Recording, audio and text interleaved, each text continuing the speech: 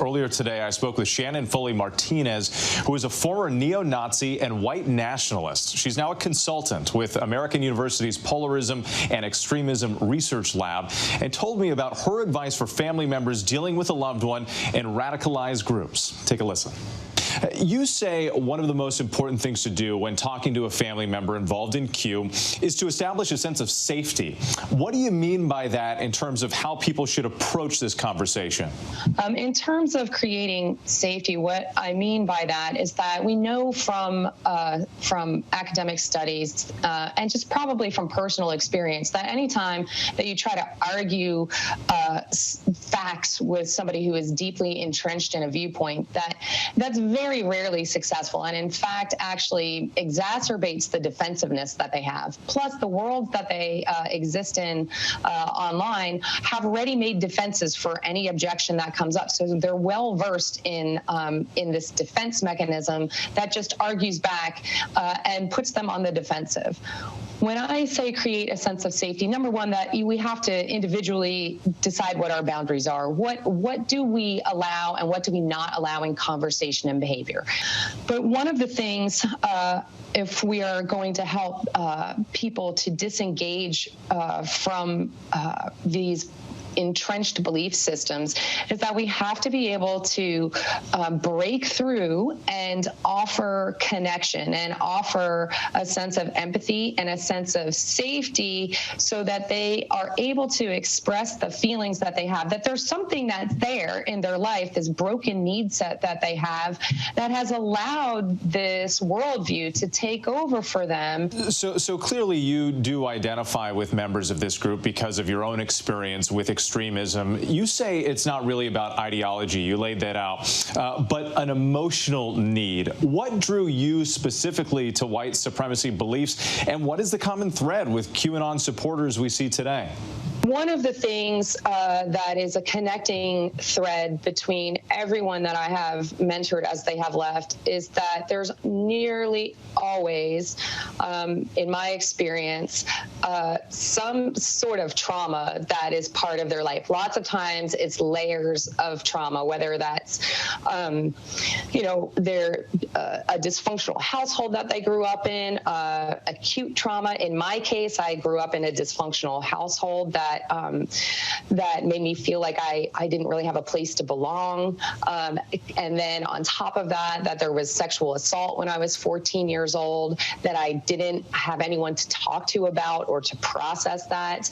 And in my case, I was in this, really broken and unprocessed traumatic place when my life collided with the lives of violent white supremacists. And I was so angry and rage-filled in a way that I didn't understand. Like, I hated myself, and the main way that was being expressed was through rage. And I think the rage within me really resonated with the rage that they displayed. So Shannon, tell me how you were able to break out of this mindset and become de-radicalized. What was the turning point in your life?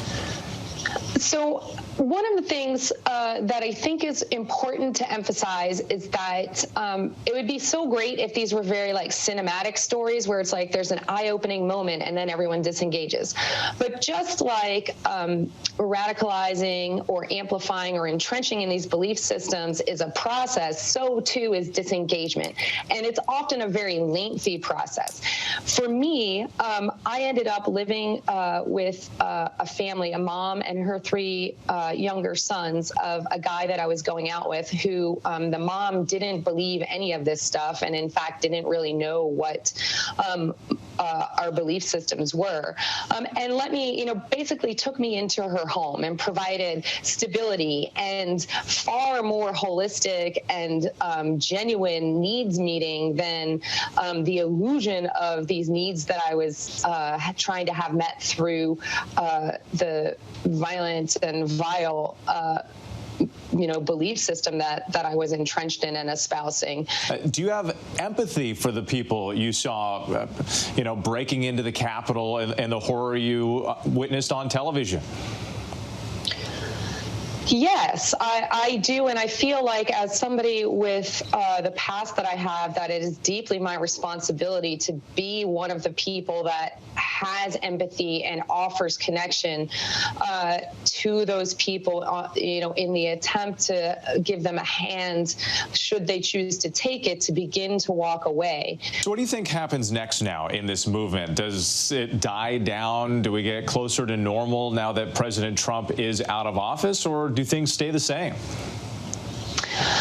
I don't think things will stay the same, but I also don't necessarily think that we will see a huge reduction in numbers anytime soon. That one of the dynamics is that the goalposts are always shifted. That now, because there's some alignment with the sovereign citizens movement, that the goalposts have been moved to March 4th as when Trump will actually be inaugurated as like part of like the real inauguration.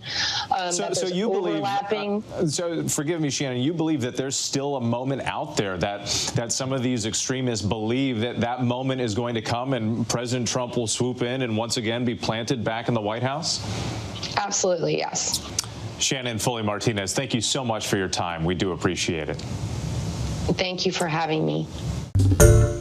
Hi, everyone. George Stephanopoulos here. Thanks for checking out the ABC News YouTube channel. If you'd like to get more videos, show highlights, and watch live event coverage, click on the right over here to subscribe to our channel. And don't forget to download the ABC News app for breaking news alerts. Thanks for watching.